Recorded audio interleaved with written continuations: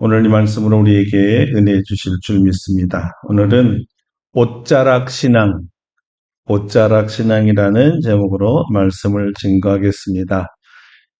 오늘부터 다시 여호와께 능치 못한 일이 있겠느냐 우리 주제대로 신약 기적 시리즈로 돌아와서 마가가 본 옷자락 여인의 신앙에 대해서 증거하겠습니다. 사람이 뒤로 물러설 수 없는 상황에서 두 가지 선택을 할 수 있다고 합니다. 하나는 아무리 어려워도 그래도 앞으로 계속 나아가는 것이고요. 또 하나는 거기서 주저앉고 물러서는 것이라고 합니다. 뛰어난 사람들이 어떤 사람이냐 바로 이 순간에 결정된다고 합니다. 어디로든 물러설 곳이 없는 마치 벼랑 끝에 서 있는 자신을 여러분 한번 생각해 보십시오. 여기가 포기일까요? 새로운 도전일까요? 자신에게 마지막 남은 희망과 기회의 중요성을 다시 깨닫게 하여서 세상을 긍정적으로 볼 수 있게 해주는 곳, 그게 역시 또 벼랑이기도 합니다. 오늘 본문에는 인생의 벼랑 끝에 서서 새로운 기회를 향해 전진을 선택한 한 여인이 보입니다. 이 이야기에서 저자인 마가의 관심은 두 가지인데요.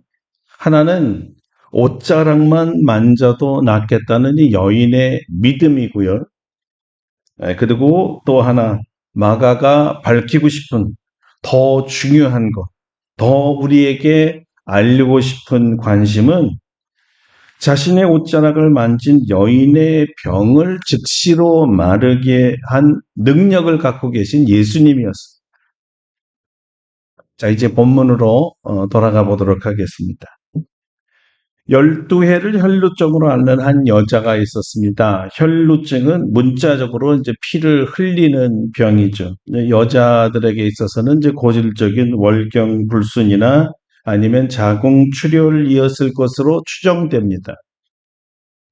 근데 당시 유대 사회에서는 육적으로는 이것이 불결한 상징이었고, 그래서 치욕과 사회적으로는 수치를 당하는, 그리고 심지어 영적으로 보게 되면 공동체로부터의 소외와 추방을 당하는 것을 의미했습니다. 자, 이 여인을 어떻게 예수님께서 고치셨을까요? 이 여인은 과연 어떤 믿음을 가졌길래 예수님으로부터 고침을 받을 수 있었습니까? 두 가지 관점을 이해하는 것이 우리에게 아주 중요합니다.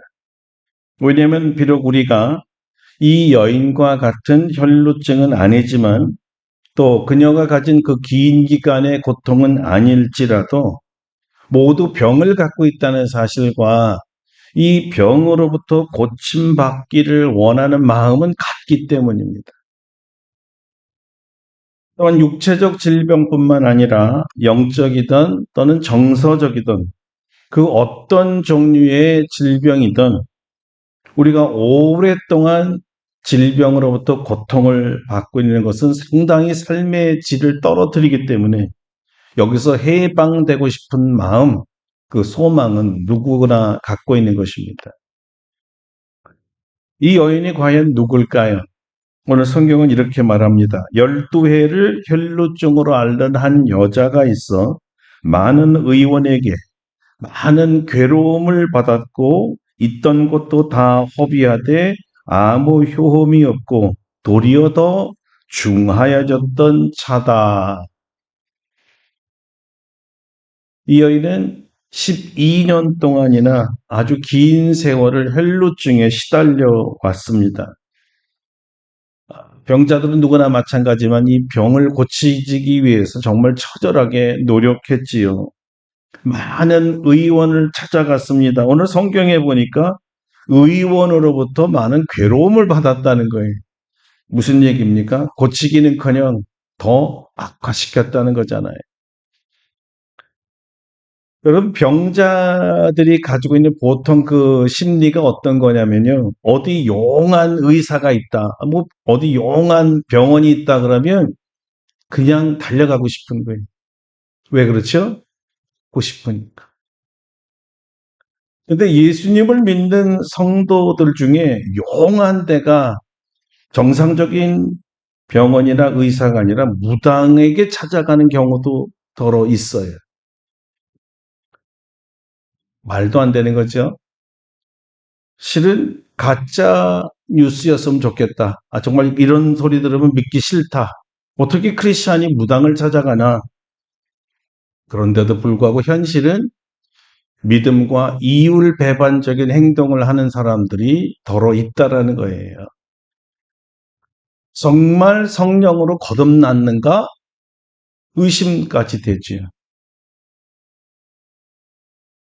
그렇지만 그 심증은 충분히 이해가 됩니다. 아니, 오죽하면, 얼마나 괴로우면 이런 불신앙적인 행동을 할 수 있었을까? 얼마나 낫고 싶으면 그랬겠냐는 거죠. 그러나 이해는 이해지만 절대 그래서는 안 됩니다. 전능하신 하나님을 믿는, 여호와 하나님을 믿는 성도가 귀신을 따라간다는 것은 말이 안 되는 거잖아요. 전능하신 하나님한테 왜 안 가고 전능하지 않는 귀신 따기에게 가냐 이거예요. 그렇게 생각하면 고통당하는 자에게 고칠 수 있다라는 말보다 더 큰 희망과 복음이 어디 있겠습니까? 아무리 멀어도 갈 수 있고, 아무리 험한 곳이라도 갈 수 있습니다. 그리고 아무리 비싸도 날 수만 있다면 겠다는 사람들이 있어요. 구약시대 아람 사람 나만 장군도 문둥병에 걸렸을 때 엘리사를 만나면 고칠 수 있다. 근데 엘리사가 하는 얘기가 요단강에 가서 7번 씻으라고 합니다. 그 나만 장군이 생각하기에 우리나라에도 좋은 강물이 하는데 7번 씻을 것 같으면 거기서 씻지. 내가 이렇게 장거리까지 여행하면서 오면서 당신한테 고침 받으려고 그러는 게 겨우 요단강 가서 목욕하라고 그러는 거냐? 화가 났죠. 그러나 고자 하는 마음이 있으니까 자존심 죽이고 그래 7번 하라면 하지 뭐. 쏟고 싶은 마음. 내 집종이 설득하니까 쏟고 싶은 마음에 에이 자존심 한번 죽여서 나을 수만 있다면 끝까지 거 7번 아니라 70번을 못해? 고자 하는 마음이 7번 들어가게 만들었고 결국 낫지요. 세상에는 우리 주위에는요, 아마 우리 성도들 안에서도요, 병만 나을 수 있다면 어떤 짓도 할 수 있습니다 하는 분이 있을 수 있어요. 너무 지긋지긋하니까, 너무 고통스러우니까, 너무 질병이 오래되면 그런 생각할 수 있어요. 오늘 본문의 주인공인 이 여자도요, 용한 의사가 있다 그러면 찾아갔다는 거예요.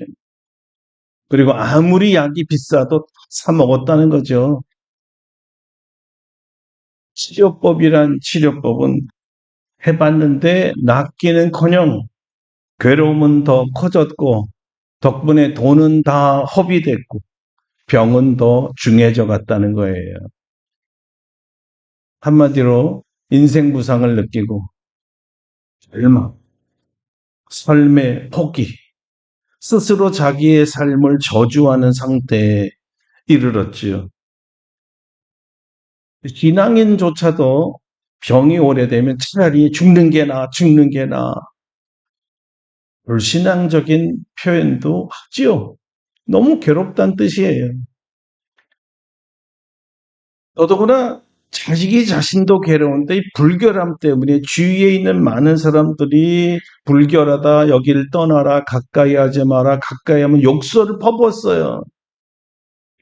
결국 공동체에 소외되면서 가족들하고도 멀어지고 친한 친구들과의 만남도 금지가 되었죠. 얼마나 삶이 고립되고 외로웠을까. 상처가 깊죠. 그런데 이 여인에게 복음이 들려왔습니다. 예수라는 선지자가 있는데 중풍병도 고치고 귀신도 내쫓고 못 고치는 질병이 없다는 소문이었어요. 특별히 이분은 희한하게도 처방도 없고 치료비도 받지 않고 그리고 즉석에서 낫게 해준다는 거예요. 자, 어떨 때는 이 사람이 특이하게 말로만 했는데도 질병이 떠나가기도 하고, 어떨 때는 손을 댔는데 문둥병이 떠나가기도 하고, 어떤 경우에 소경에게는 진흙을 바르게 눈에다 바르고 실로만 가서 물을 씻다 그랬더니 뜨는 거예요. 자, 이처럼 좋은 소식, 기쁜 소식이 어디 있었겠습니까? 하늘이 도운 절호의 찬스, 기회였죠. 이 기회를 놓치면 자기 일생에 언제 또 이런 기회가 올까? 이 여인은 황금 기회라고 생각했어요. 내 인생에 단 한 번밖에 없는 기회. 그래서 그녀는 모든 수치심과 자존심을 다 버리고 예수님을 찾아가기로 결심했습니다. 그런데 사실 이런 각오에도 불구하고 그녀는 예수님과 얼굴과 얼굴을 마주대하면서 예수님 저 좀 고쳐주세요라고 말할 자신이 없었어요. 왜냐하면 마가에 의하면 여전히 이 여인은 피를 흘리고 있었고 예수님께 가는 도중에 세상 사람들, 동네 사람들이 자기가 혈루병 걸린 걸 다 알기 때문에 저 여자 나왔어 하고 바로 즉시로 돌로 쳐서 자기를 죽일 수도 있는 상황이었기 때문이죠. 그렇다면 어떻게 이 위험 부담을 갖고 저 많은 군중을 헤쳐서 사람들이 나를 알아볼 수도 있는데 몰래 숨어서 예수님께 갈 수 있을까?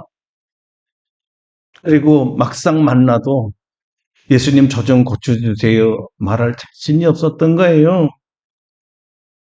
생각해보면 참 불가능해 보였습니다. 백성들의 저주 섞인 욕설도 그렇고 예수님의 얼굴을 마주대하는 것도 불가능하게 보였죠. 그럼에도 불구하고 이 조건에도 불구하고 여인은 예수께로 가기로 결심합니다. 어떻게 가능했을까요? 아마 우리가 추측해보면 이 여인은 백부장의 이야기를 들었던 것 같습니다. 말씀만 하옵소서 내 종이 낫겠습니다라는 유명한 이 고백으로 그의 종이 치유받은 사건은 그 당시 유대인이라면 알고 있었던 사실이었거든요. 그래서 여인은 이렇게 생각할 수도 있었습니다. 그렇다면 나는 어떻게 말씀을 들을 수 있을까? 아무리 생각해봐도 백부장 같지는 않은 것 같아요. 왜냐하면 자기에게는 백부장처럼 대신 보낼 종도 없었고, 만약에 자기가 직접 간다면 백성들의 돌이 날라와서 이것도 안 되고, 이것도 저것도 안 되는 생각이 들어왔습니다. 그때 갑자기 좋은 생각 하나가 떠올랐어요.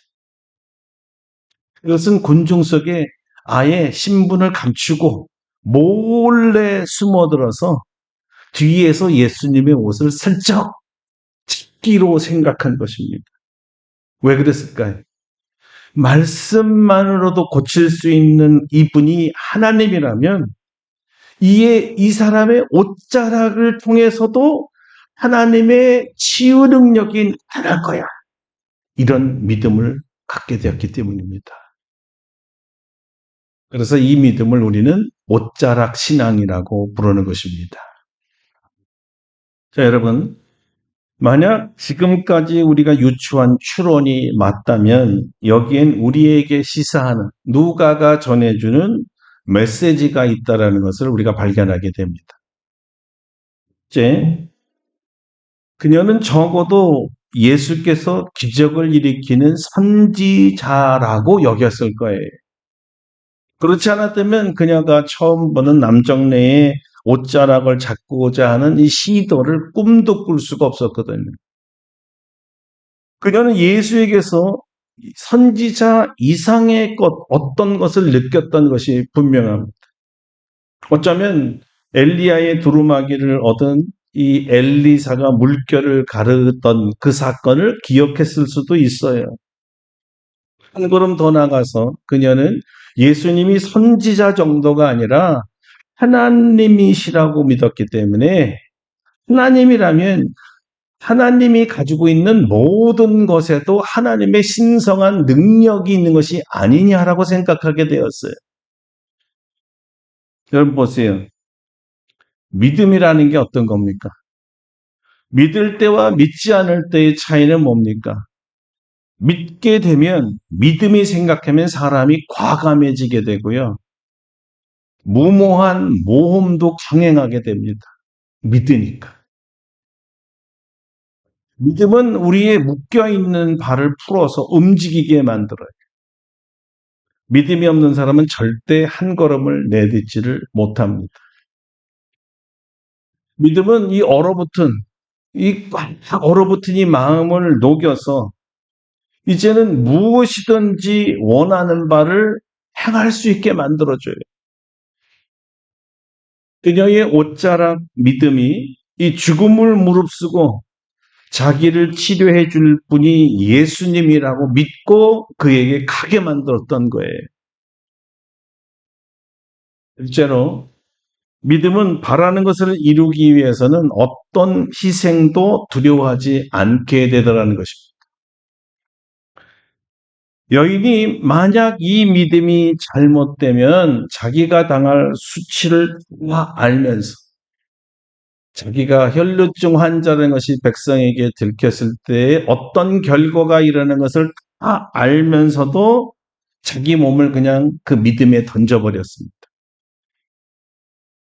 믿음이라는 것은 이렇게 실패에 대한 희생과 두려움보다는 믿음으로 성취될 그 결과, 그 응답을 바라보게 만드는 거예요.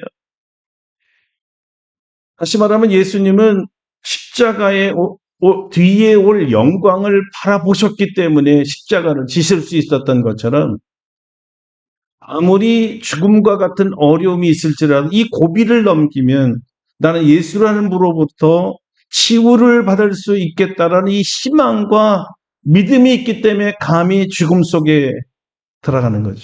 자기 몸을 던질 수가 있었던 거예요. 그래서 믿음이라는 것은 사람으로 하여금 다른 보통 사람이 보기에 너무 용감한 거 아니야? 너무 과감한 거 아니야? 너무 담대한 거 아니야? 너무 무대포 아니야? 라는 것을 느끼게 할 정도까지 만드는 거예요. 믿음이 없는 사람이 볼 때 말이지. 무엇인가 바라는 것을 실행할 사람들은요, 목적을 이루기 위해서는 자기에게 다가오는 두려움을 극복하게 됩니다. 여인은 실패를 생각할 틈도 사실 없었던 것 같아요. 그분이 하나님이시라면 당연히 나를 고칠 수 있지 않을까? 이러한 믿음이 섰기 때문입니다. 믿음이라는 게 대단한 거죠. 젖먹이 아이가 배고파서 이렇게 울고 있으면 엄마에게 젖을 달라고 하는데 아이들이 내가 울어도 엄마가 젖 안 줄 거야. 이렇게 생각하는 아이가 있을까요? 잘 빨리 안 주면 아이는 어떡하죠? 더 큰 소리로 울고 땡깡을 부리고 소리칩니다. 빨리 달라고. 그런데 그 아이를 보면서 모른 채 하고 그냥 지나칠 엄마가 있을까요? 여러분 여기 재밌는 게요. 이 아이가 어려서 모르지만 이 아이가 가지고 있는 믿음을 절대 믿음이라고 합니다. 의심이 전혀 없는 상태, 100% 주신다? 줬달라고 하면 엄마가 주신다? 여기엔 의심이나 0.000%의 불가능이 없어요. 이건 100%예요. 이런 믿음을 절대 믿음이라고 그러는데요. 바로 여인에게 이 절대 믿음이라는 게 있었습니다. 예수 그리스도는 하나님이시기 때문에 내가 옷자락만 만져도 내 병은 낫는다. 할렐루야. 이런 믿음을 가진 거예요. 믿음 없이는 그렇게 과감할 수가 없어요. 어떻게 됐을까요? 놀랍게도 이 여인의 믿음대로 됐습니다. 할렐루야. 믿음대로 되는 겁니다. 안 될 거야 라고 믿으면 안 됩니다. 될 거야 믿어야 믿음대로 된다는 거예요. 의심하는 사람, 의심하는 만큼 안 되는 거죠. 사실 이 사실을 제일 먼저 알아챈 분이 예수님이셨어요. 그래서 이렇게 물은 거죠. 누가 내 옷에 손을 대었느냐? 누가 나를 만졌느냐? 이런 거잖아요. 여러분, 이 질문이 그냥 보통 단순한 질문이 아닙니다. 왜냐하면 실제로 예수님은 자신의 옷자락을 통해서 자신의 능력이 유출되는 것을 느꼈기 때문이에요. 그냥 옷자락 만진 사건이 아니죠. 따라서 이 질문은 이런 의미를 내포하고 있었습니다. 누가 나의 능력을 알아챘느냐? 누가 내가 하나님이라는 것을 알았지? 누가 내 허락도 없이 내 능력을 빼돌린 거야? 이런 질문이었죠. 근데 가만히 보세요. 이게 야단치는 소리였을까요? 정반대의 얘기입니다. 이것은 질타같이 보이는 칭찬입니다. 뭐라고요? 질타같이 보이는 칭찬. 왜냐하면 실제로 예수님께서는 그 누군가의 과감한 행동에 놀랐다는 뜻이에요. 이런 과감한 행동을 만들어낸 그 누군가의 믿음을 찬사한 거고요. 누가 과연 내가 하나님이라는 사실을 믿고 이런 행동을 했을까? 무리 중에 섞여 있는 어떤 사람을 향하여 주님이 찾으신 소리예요. 누가 내 옷에 손을 대었느냐? 여러분, 이것이 마가가 우리에게 전해주고 싶은 숨은 메시지였습니다. 예수님께서 무리 중에 숨어 있는 믿음의 사람을 찾기를 원하셨다는 거예요. 오늘날에도 예수님이 하나님이라고 믿고 주님이 허락하기도 전에 주님의 능력을 가져갈 자가 누구냐고 묻는 것과 같다는 거예요. 놀랍게도 이 사람들의 특징은 군중 속에 숨어 있다는 것입니다. 자기를 드러내지 않는다는 거죠. 드러내놓고 믿음 좋은 척하는 사역자들 중에서는 발견할 수 없었다는 거예요. 누군지는 몰라도 이 여인처럼 허전하도록 용감해져서 주님의 도움을 받지 않고는 삶을 포기하기 바로 직전의 사람들이라는 거죠. 이들의 오직 유일한 그리고 마지막 소망이 예수님이니까요. 사람을 의지하다가 숱한 실패를 맛봤고 시간과 물질을 다 허비하고 에너지마저 소진하고 이제는 삶의 의미도 잃어버린 영적 혈루병자들이 있다는 것입니다. 마치 이들에게는 예수 그리스도는 자기 인생의 막장과 같은 분이에요. 마지막이에요.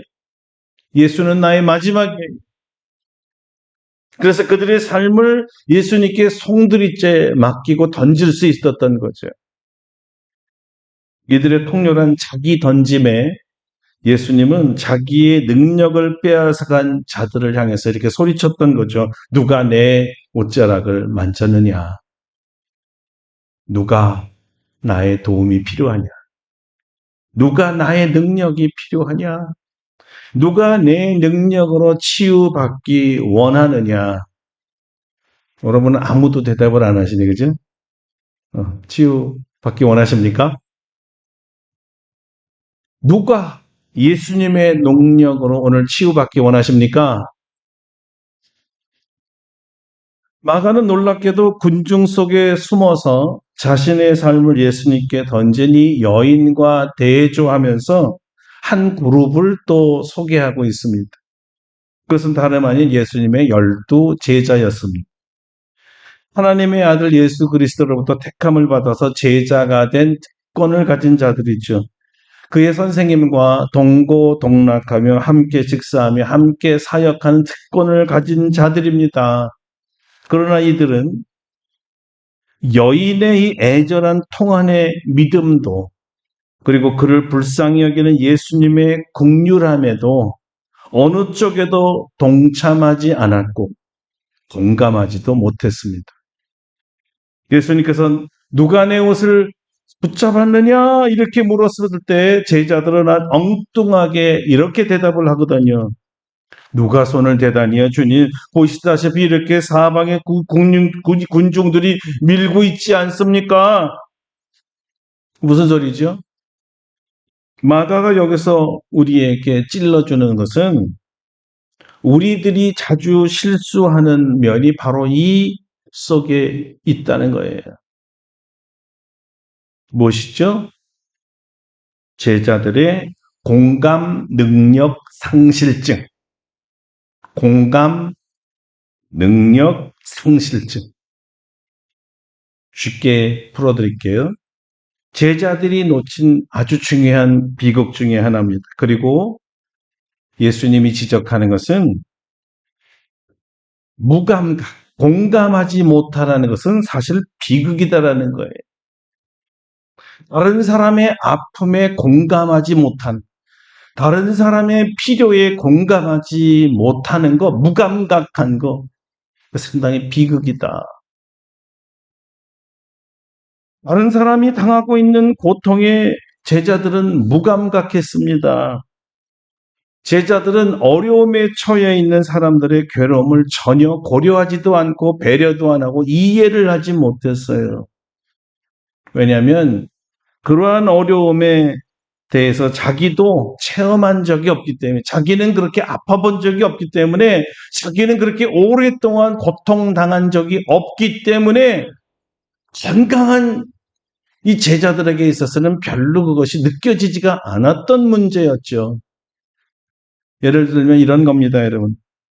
애를 낳아보지 못한 이 처녀가 애 낳는 산모의 고통을 이해하지 못하니까 아기 낳는 산모에게 한다는 말이 이런 거예요. 아유, 애 낳는 게 그렇게 힘들어요? 이 산모의 남편들은 한술 더 뜨죠. 남자기 때문에 이 출산의 고통을 모르잖아요. 그러니까 남편들이 겨우 한다는 말이 그저 많이 아팠어요. 또 이런 또 무심한 남자도 있습니다. 아, 여자면 배 낳는 거 아니야. 우리 어머니는 7이나 낳았어. 그 소리를 들으면 어때요? 산모의 염장을 찌르는 거죠.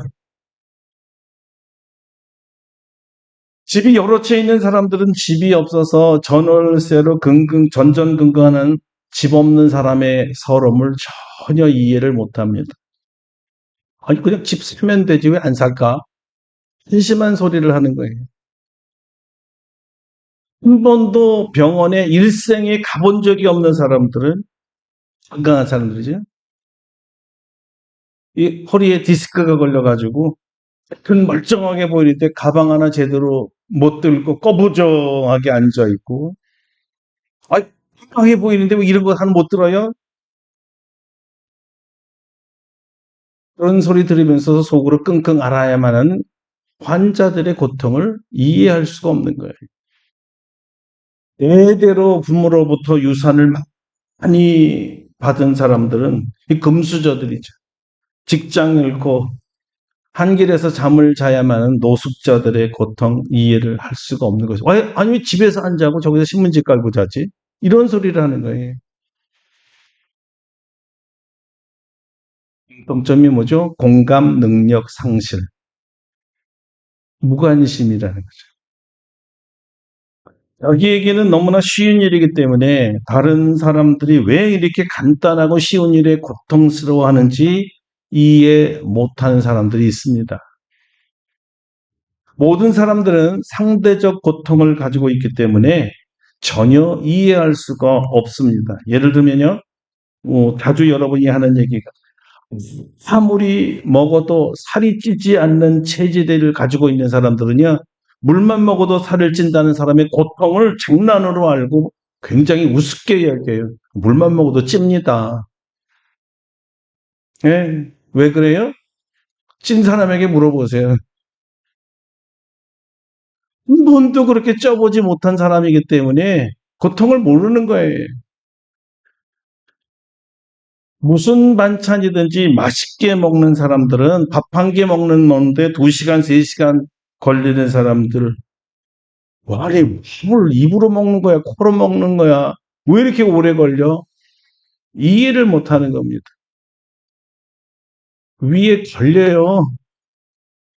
못 먹어요. 빨리 먹고 싶어도 안 돼요. 어떻게 이해가 되겠어요? 돌을 씹어도 그냥 막 소화가 잘 되는 사람들 있잖아요.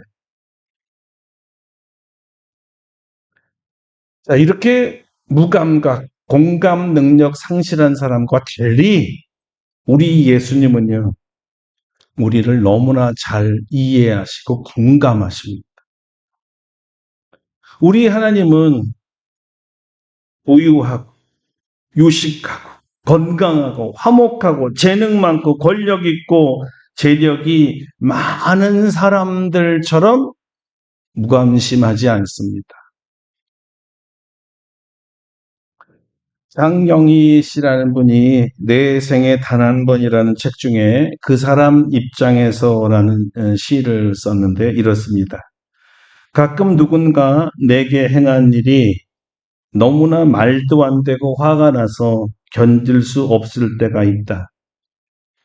며칠 동안 가슴앓이하고 잠 못 자고 하다가도 문득 만약 내가 그 사람 입장이었다면 나라도 그럴 수 있었는지 모르겠다라는 생각이 들 때가 있다. 그러면 꼭 이해하는 마음이 아니더라도 오죽하면 그랬을까 하는 동정심이 생긴다. 오죽하면 저랬을까. 동정심이 생긴다. 예수님은 우리의 고통을 누구보다도 더 잘 이해하시는 분이십니다. 왜냐하면요, 그분 스스로 가장 크고 지독한 고난을 겪었기 때문이죠. 광야에서 물도 마시지 아니하고 40일을 금식하셨기 때문에 배고픔이 무엇인지 잘 아셔서 배고픈 자의 이 쓴 하나님의 괴로움 잘 이해하십니다.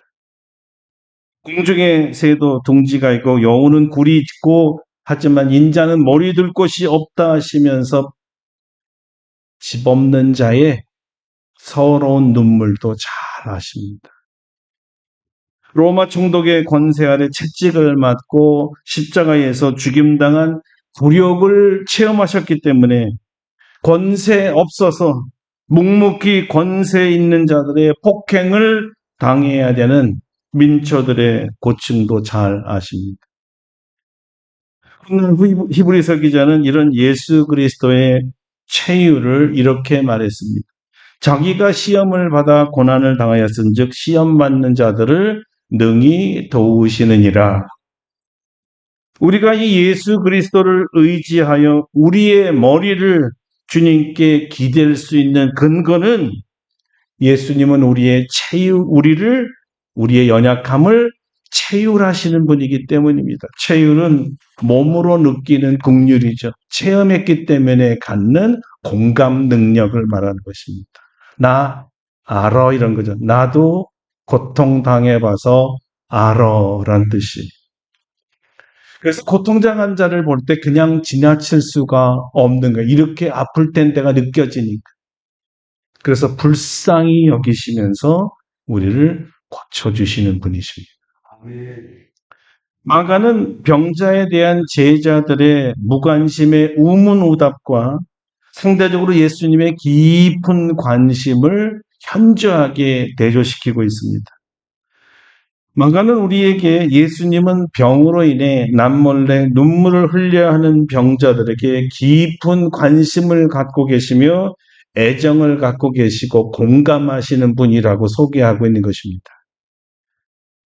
우리의 친구들과 성도들이 주위의 사람들이 무슨 이유로 저렇게 아파하는지, 왜 병원에도 못 가는지, 어떤 형편에 처했기에 갈 수 없는지, 누구도 날 이해하지 못하고 무관심할지라도 예수님만큼은 잘 알고 계시고 그런 나를 이해하시고 불쌍히 여기시고 쳐주기를 원하시는 분이십니다. 주님만 알아주시는 거예요. 나의 고통을 나보다도 더 잘 아시고 병의 쾌유뿐만이 아니라 더 이상 인생을 망치지 않도록 병의 근원을 제거해 주시는 분이 예수님이라고 마가는 알려준 겁니다. 바로 오늘 이 시간 주님은 우리 모두가 이 여인처럼 주님의 옷자락을 만져서라도 병으로부터 구원받기 원하는 사람이 되라고 하십니다. 사랑하는 성도 여러분, 이 주님의 옷자락을 만진 여인처럼 주님의 하나님 되심을 절대 의심하지 마시고 대신 절대 믿음을 가지고 우리 주님은 나의 고통을 알아주시고 이해하시고 공감하시고 불쌍히 여기시며 치료하실 분임을 믿으시길 바랍니다. 주님은 이 여인과 같이 옷자락 신앙을 가진 사람을 지금 이 시간에도 찾고 계신 거예요. 무리 중에, 여러분들 중에. 무슨 얘기죠? 다 이런 믿음을 갖지는 않더라는 거죠. 12제자들은 자타가 공인하는 믿음 있는 자들이 있잖아요. 그들에게는 이런 믿음이 없었습니다. 숨어있는, 나 입으로 말도 못하고 내색도 못하며 끙끙 앓고 있는 어떤 분이 옷자락 신앙을 갖고 주님 앞에 찾아온다는 거예요. 그분을 지금 주님이 하고 계세요. 누가 나의 옷자락을 만졌느냐? 나의 능력이 필요한 너는 누구냐? 주님의 옷자락을 만진 사람을 찾습니다. 여러분, 제 말을 잘 들으셔야 돼요. 누군가 이 시간에 우리 중에 여기서 예수님의 옷자락을 붙잡은 분이 계시다는 겁니다. 주님이 지금 찾고 계세요. 너냐? 네가 내 옷자락을 잡았냐? 내 능력을 내 허락도 없이 뺏어갔냐? 왜 찾을까요, 여러분? 왜 주님이 그 사람을 찾습니까? 그 믿음대로, 여러분의 믿음대로 고쳐주시려고. 아멘. 여러분의 믿음대로 여러분의 문제를 해결해 주시려고요. 예수님은 옷자락 신앙으로 자신의 문제에서 해방되기를 원하는 사람들을 위해서 지금 이렇게 축복 선언하고 계십니다. 내 믿음이 너를 구원하였으니 평안히 가라.